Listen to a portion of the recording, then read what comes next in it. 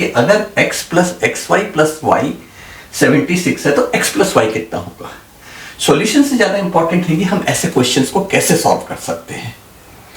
तो generally in questions में एक अप्रोच जो बहुत काम करता है वो है कि अगर आप इसको फैक्टर्स के फॉर्म में ला पाए, a into B is equal to C, क्योंकि तब वो काफी आसान हो जाता है उनके फैक्टर्स को यूज करके उनके बीच के कुछ रिलेशनशिप को स्टैब्लिश करने का। तो हम वो कोशिश करेंगे यहां पे।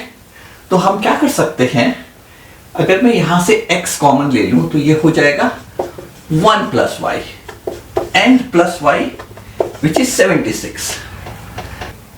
अब यहां पे आप देखोगे x का जो यहां पे एक फैक्टर निकल के आया, अगर मैंने x कॉमन लिया तो वो है 1 प्लस वाई। तो अगर मुझे इसे फैक्टर के फॉर्म में लाना है तो मुझे इसको भी y प्लस 1 या 1 प्लस वाई ये कर सकता हूं। तो अगर ये करूंगा तो मेरा ये प्लस 1 राइट हैंड साइड भी चला जाएगा। अब मैं इसको इस फॉर्म में लिख सकता हूं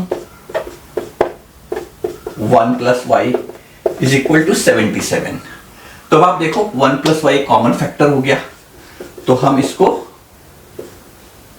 1 plus y is equal to 77 के फॉर्म में लिख सकते हैं। यूनिफॉर्मिटी के लिए we can say x plus 1 y plus 1 is equal to 77। इसके बहुत सारे आंसर हो सकते हैं अगर हम x और y पे कोई रेस्ट्रिक्शन न डालें। तो अगर मैं बोलूं x and y real number है तो इसके इनफाइनाइट सॉल्यूशन हो जाएंगे, क्योंकि ये कई फॉर्म्स में x और y जो रियल नंबर से बहुत सारे ऐसे कॉम्बिनेशन हो सकते हैं जो 77 पहुंचे। तो चलो हम एक कंडीशन डालते हैं, हम बोलते हैं x और y जो है वो इंटेजर्स है।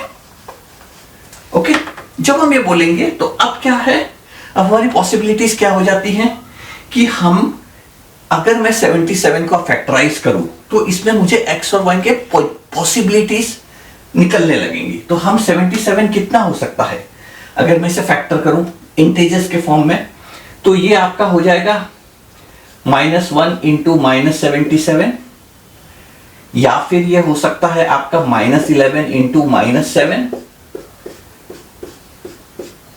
या फिर ये होगा 1 इंटू 77, या फिर ये होगा ये आपका 11 इंटू 7। तो ऐसे हमारे 4 तरीके से 77 को हम इंटेजर में फैक्टराइज करके कर सकते हैं। तो इसमें भी क्या है, हमारे पास अब यूनिक नहीं आएंगे, क्योंकि अगर मैं इसको पकड़ू x plus 1 is equal to -1 तो x कितना हो जाएगा -2 और y कितना हो जाएगा अगर उस केस में।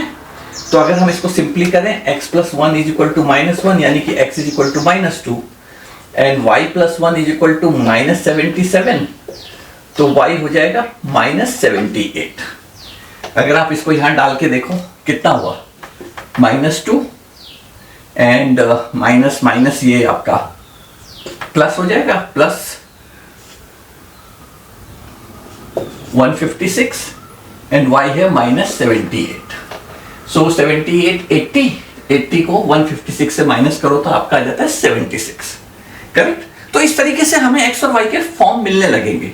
अब हम कुछ और कंडीशन डालेंगे ताकि हम यूनिकनेस की ओर बढ़े।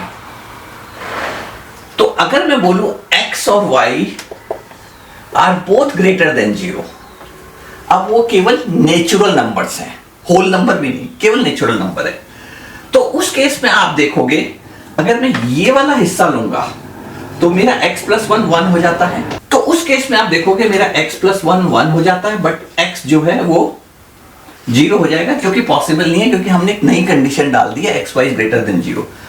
तो इस केस में हमारा जो केवल और केवल फैक्टर सब काम करेंगे वो है 11 और 7, और आप इसको इंटरचेंज कर सकते हो क्योंकि आप देखोगे ये सिमेट्रिकल है, आप x की जगह y की जगह x डाल सकते हो। तो इस केस में हमारा x प्लस 1 हो जाएगा 11, x हो जाएगा 10 एंड y प्लस 1 हो जाएगा 7 यानी कि y हो जाएगा 6। इधर डालें, x हो गया हमारा 10 प्लस xy हो गया 60 एंड y हो गया 6 विच इज इक्वल टू 76। तो सॉल्यूशन से ज्यादा इंपॉर्टेंट है अप्रोच, कि आप कैसे उसे अप्रोच करोगे। तो यहां पे इस तरह के क्वेश्चंस में अगर आप अपने फैक्टर्स के फॉर्म में लाने की कोशिश करोगे तो आप इनको बहुत आसानी से सॉल्व कर पाओगे। होपफुली आपको पसंद आया होगा। Do share, subscribe and like, and do comment out if you want to solve similar kind of problems. Where it is more important to understand कि अप्रोच कैसे करें हम इन क्वेश्चंस को। रात सॉल्यूशन तो हो जाते हैं, एक बार आप अप्रोच समझ गए तो किसी भी टाइप के क्वेश्चंस फिर सॉल्व हो जाते हैं। So I will see you in the next video, bye.